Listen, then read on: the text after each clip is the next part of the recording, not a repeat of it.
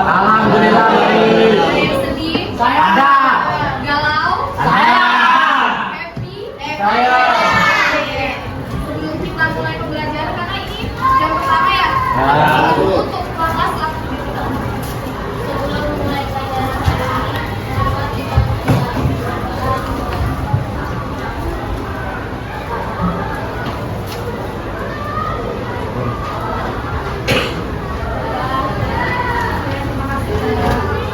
dosen ya. Siapa tadi yang menghadirkan? Indonesia jangan. Izin aja Safika. Tidak. Boleh sambil ligo aksen, sambil kanan kirinya dilihat kalau ada sampah. Disimpan nanti di Jamsta di bos ya. Ya, Bu.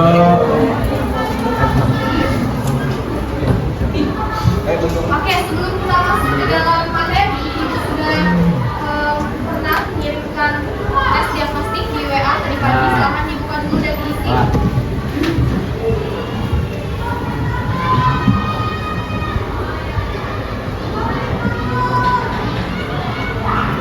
Oke, sudah? Ya. Oke, kalau sudah, kita akan masuk ke dalam materi. Sebelumnya minggu kemarin kita belajar tentang apa? Tentang kolaborasi. Kolaborasi. Budaya.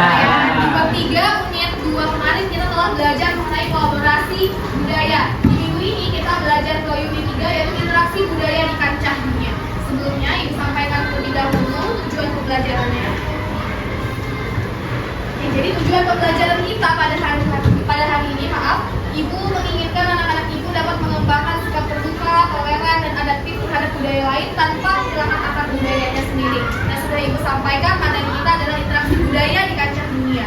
Kemudian sebelum masuk materi, untuk lebih lengkapnya, ada yang Ibu tanyakan. Apakah pernah melihat tarian daerah Indonesia mungkin atau budaya Indonesia ditampilkan di luar negeri? Nah, Rasanya gimana pas? bangga. Sama lagi selain bangga, Senang, apa happy. mesti pengen ikut? Ya. Oke, terus Kan ya.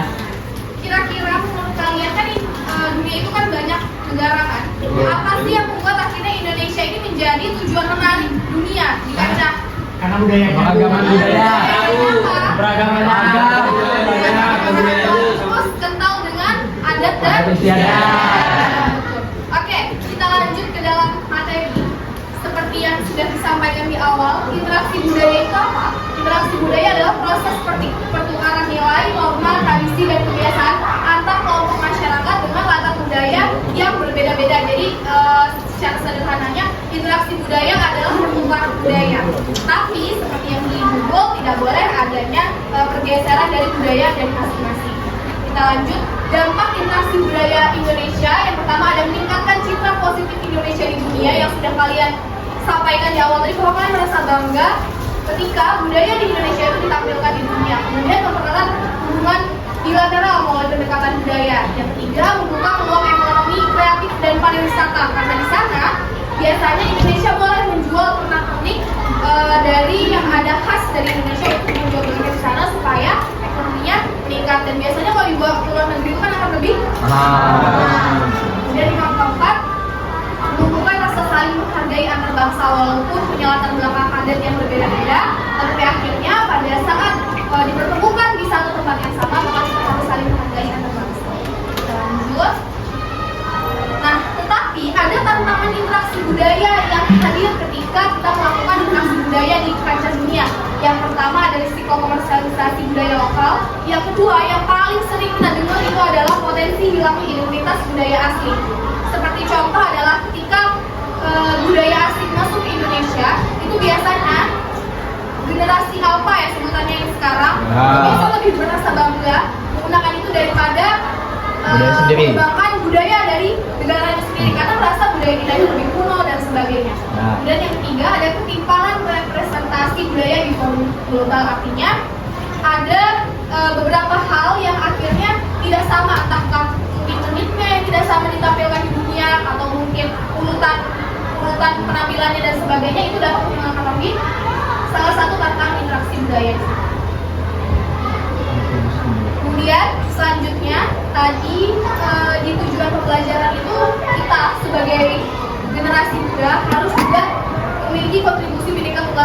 peradaban dunia. Caranya yang pertama salah satunya adalah membuat model pengelolaan keberagaman yang bisa ditiru oleh negara lain.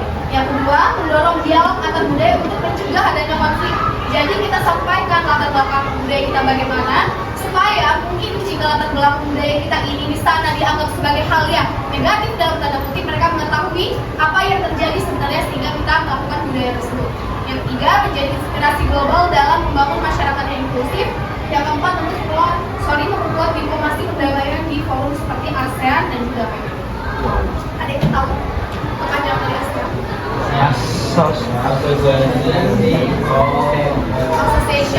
Association of ASEAN. Oke. Sebelumnya, apakah paham yang Ibu jelaskan? Paham. Paham ya. Kasus. Selanjutnya, sesuai dengan tantangan interaksi budaya yang tadi Ibu sampaikan, pada poin kedua adanya potensi hilangnya identitas budaya asli. Di sini ada kasus yang sering terjadi. Salah satunya yaitu penggunaan bahasa asing dalam pendidikan dan media mengancam kelestarian bangsa daerah. Nah, selanjutnya Ibu akan bagikan kepada kalian lembar kerja peserta didik yang mana Ibu mau nanti kalian menganalisis apakah ini benar atau tidak. Oke, Ibu bagikan dulu ya KPD-nya.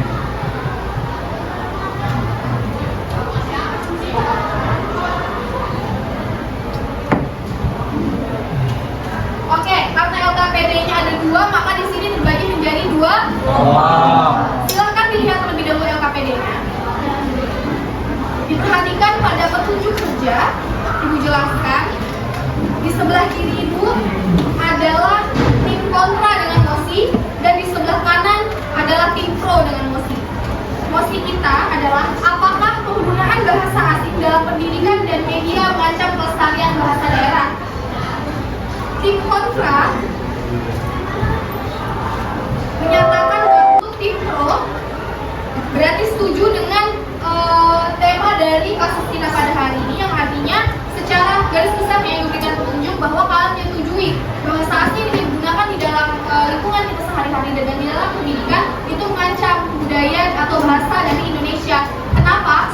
Bahasa daerah. Kenapa? Karena pada akhirnya generasi yang baru sekarang, Gen Z dan Gen Alpha, merasa lebih percaya diri, merasa lebih keren ketika menggunakan bahasa luar atau bahasa asing. Kemudian tim kontra mengatakan bahwa tidak, sebenarnya penggunaan bahasa asing ini hanya untuk kita lakukan komunikasi agar lebih mudah ketika memperkenalkan budaya di kancah internasional. Kita tetap bisa melestarikan bahasa daerah, salah satunya pun mungkin dengan kegiatan muatan lokal yang ada di pelajaran SMP dan SMA. Dapat dipahami ya? Masing-masing kelompok silakan mencari kelebihan dan kelebihannya masing-masing untuk dijadikan sebagai penguat, dan carilah kelemahan dari tim satunya untuk menyangga. Jadi kita hari ini akan belajar debat secara sederhana. Terima kasih. Oke, silakan untuk didiskusikan di kelompoknya masing-masing. Nanti diskusi akan kita mulai membangun isu dari tim pro. Jadi pembicara pertama silakan untuk siapa dipilih yang berbicara pertama. Ketika masih membangun argumen, tim kontra tidak boleh menyangga dulu, begitu pun sebaliknya. Nanti di pembicara kedua baru silakan disanggah kalau ada hal yang kalian nggak make sense. Siapa pembicara pertama kalah? Ada tim yang ada kita siapa?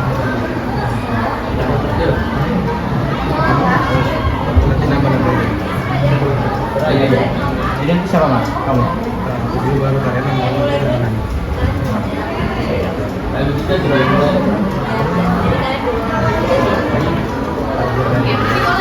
Jadi satu pembicara pembangunan argumen, jadi mendengarkan pembicara kedua pembangunan argumen,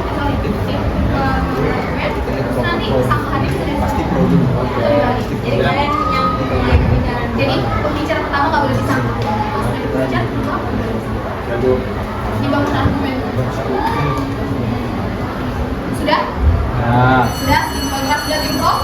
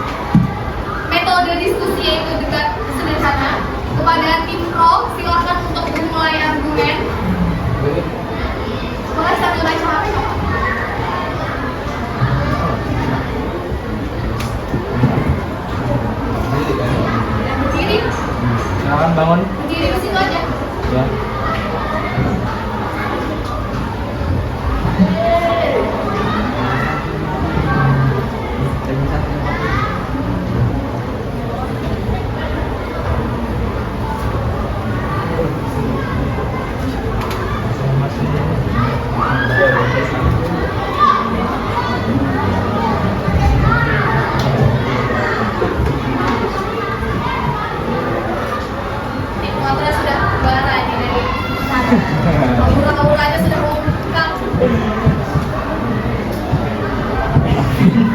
Ya, silakan Tim Pro. Tim Pro silakan.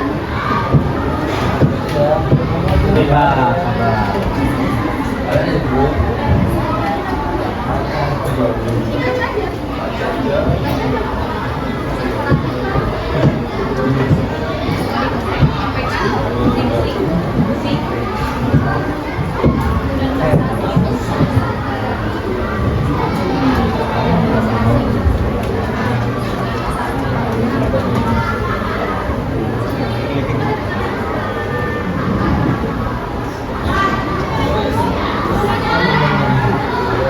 Oke, silakan didengarkan terutama untuk pihak kontra. Suaranya begitu.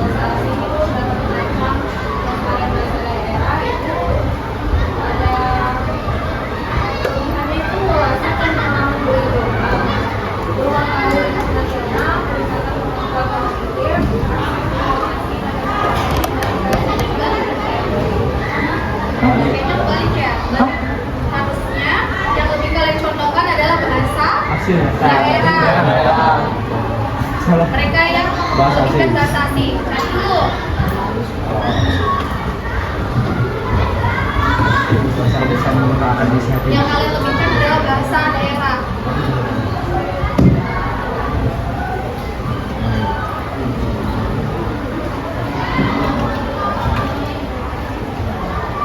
Ini ancaman dari penggunaan bahasa asing dalam pendidikan dan media. Kemudian dapat mengancam kepada bahasa daerah itu kemunduran penggunaan seperti generasi muda cenderung memberi bahasa asing atau bahasa Indonesia sehingga penggunaan bahasa daerah belum drastis. Dan kesulitan pelestarian kurangnya minat generasi muda terhadap bahasa daerah sehingga upaya pelestarian bahasa daerah menjadi semakin sulit dan kacau. Juga ada dominasi bahasa asing dalam media. Penyebaran bahasa asing yang luas melalui media massa dan digital dapat jadi mengikis penggunaan dan pemahaman bahasa daerah. Oke, jadi disampaikan Tim Pro bahwa penggunaan bahasa asing di media yang mereka soroti itu dapat mengikis minatnya daripada generasi muda. Karena kan anak muda ini kan sekarang mainnya media sosial ya. Jadi kalau isinya adalah bahasa asing terus akhirnya mereka lebih minatnya ke bahasa asing daripada bahasa ibu atau bahasa daerah. Oke, itu dari Tim Pro. Silakan pada Tim Kontra. Bangunan argumen. Jadi dari kami tim kontra akan membahas sisi kelebihan terlebih dahulu. Jadi sisi kelebihan jika kita itu menggunakan bahasa asing itu koneksi kita lebih luas ke luar negerinya. Kalau peluang kerja kita juga lebih besar, lapangan kerja kita lebih besar. Terus juga kita itu bisa melestarikan budaya kita itu ke luar negeri. Jadi kita menunjukkan budaya kita ini seperti ini. Nah, terus menurut saya bahasa asing itu tidak mengancam pelestarian bahasa daerah, sama pasti dilestarikan. Karena jika kita menggunakannya bahasa asingnya untuk berkomunikasi atau untuk membangun koneksi, itu tidak akan mengancam pelestarian bahasa daerah. Mungkin saya mau nambahin. Kalau bicara satu mau. Oke, dari tim kontra bangunan argumennya adalah sebenarnya tujuannya justru di media sosial itu untuk memperkenalkan budaya kita ke luar negeri, karena orang luar negeri kan nggak ngerti bahasa Jawa, nggak ngerti bahasa Bugis gitu kan, karena bahasa internasional kita adalah bahasa Inggris. Jadi itu adalah fungsinya dan tetap bisa dilestarikan melalui pelajaran-pelajaran yang ada di sekolah. Oke, selanjutnya bicara kedua dari tim pro dan dapat disangkal oleh tim kontra dengan maksimal adalah 3 kali dan maksimal penolakan adalah 3 kali. Silakan.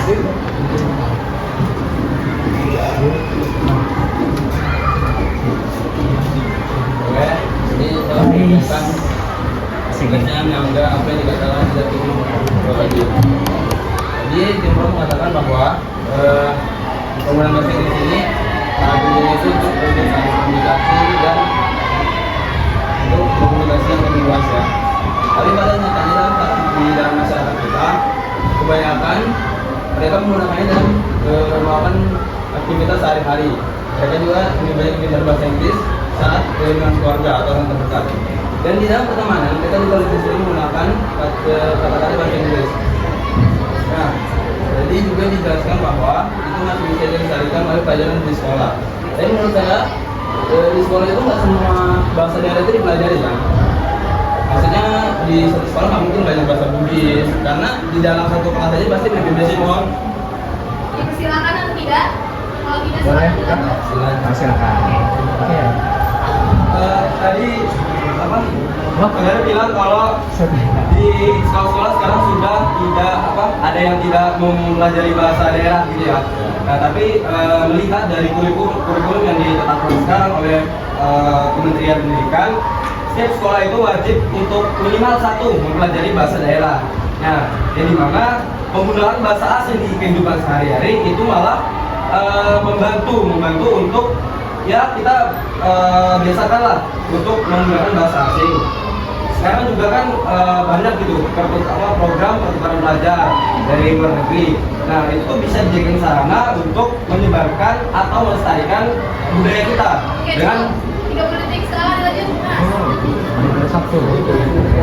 tangga atau lanjut. Ya, kamu lanjutin. Ayo coba.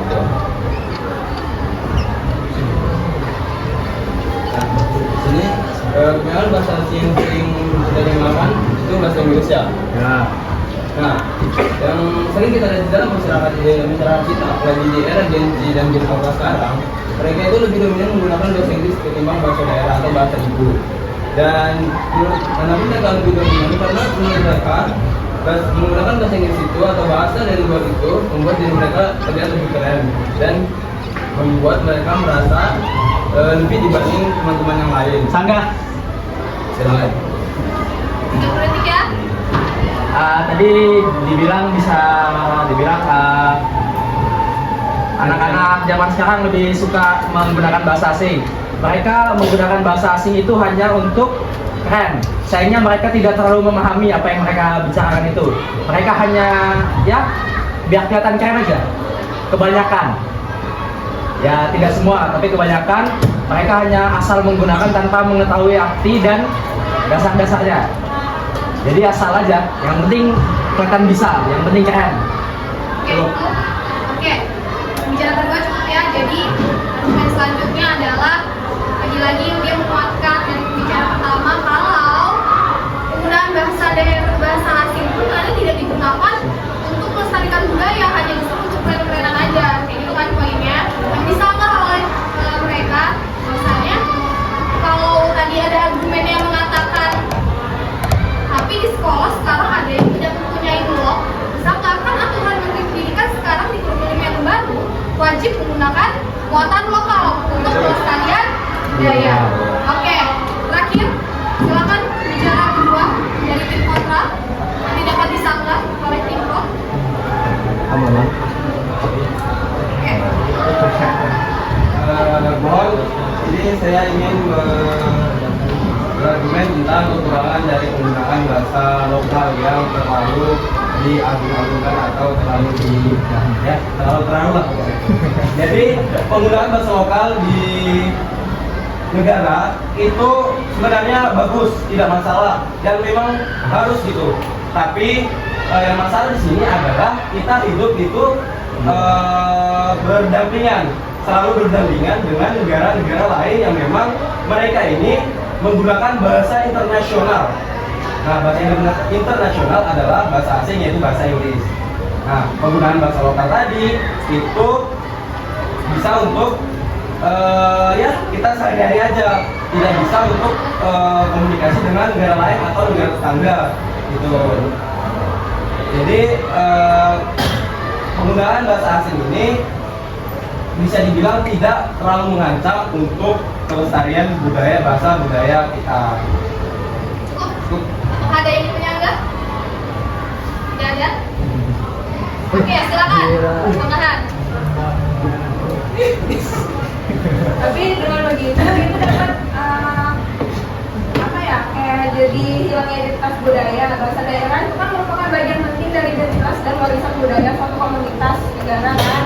Hilangnya bahasa daerah berarti hilangnya kekayaan budaya dong yang telah diwariskan turun-temurun. Ulang. Itu kan dapat apa ya, kayak jadi hilangnya identitas dari identitas dan warisan budaya suatu komunitas, ya kan? Terus punahnya bahasa daerah berarti hilangnya kekayaan budaya yang telah diwariskan turun-temurun. Izin apa itu? Boleh, silakan. Jadi gini, untuk bahasa daerah sendiri itu kan kita memiliki bahasa yang ciri khasnya berbeda-beda.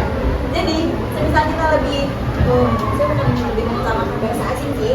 Maksudnya kayak belajar bahasa asing boleh, tapi untuk kebudayaan daerah itu sendiri kita harus lebih memperdalam di mana kita itu memperkuat bahasa daerah kita dan sekitar untuk dari turun-temurunnya kita tuh kita juga harus mempelajari semua itu dengan baik gitu kan. Jadi kita harus melestarikan juga dari leluhur-leluhur yang sebelumnya.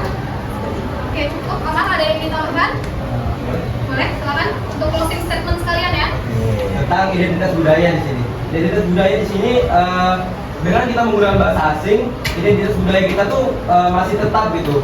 Cuma memang bahasa asing ini tidak ada hubungannya dengan bahasa budaya, bahasa daerah, dan itu memang saya setuju tentang hal tersebut. Tapi di sini kita identitas budaya itu untuk memperkenalkan diri kepada dunia luas, kita butuh satu bahasa yang memang dimengerti oleh semua orang, semua pihak gitu. Nah, di mana bahasa asing ini menjadi solusi untuk memperkenalkan identitas kita sebagai bangsa yang memiliki keragaman adat istiadat dan warisan dari leluhur kita. Cukup? Oke, kita tepuk tangan dulu.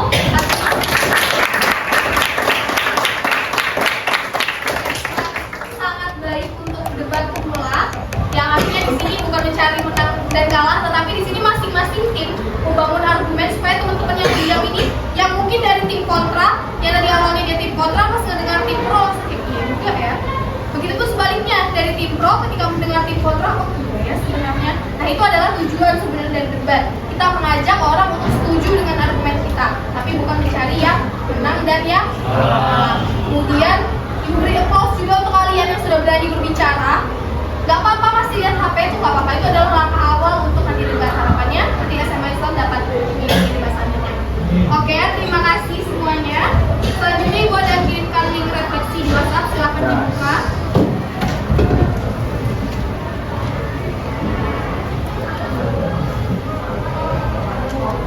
Sudah? Ada yang ingin memberikan kesimpulan atas hasil belajar kita pada hari ini? Ya. Silakan, berdiri ya, berdiri di situ aja. Kesimpulan yang bisa kita ambil pada pelajaran pada bagian ini yaitu adalah interaksi budaya yang terjadi di dalam negara ataupun di luar negara itu pasti bersama negatif dan positif, yang dimana hal itu pasti terjadi dan kita sebagai warga negara yang baik harus memang menggunakan memanfaatkan sisi positifnya dengan sebaik-baiknya. Oke, terima kasih, kita beri applause dulu.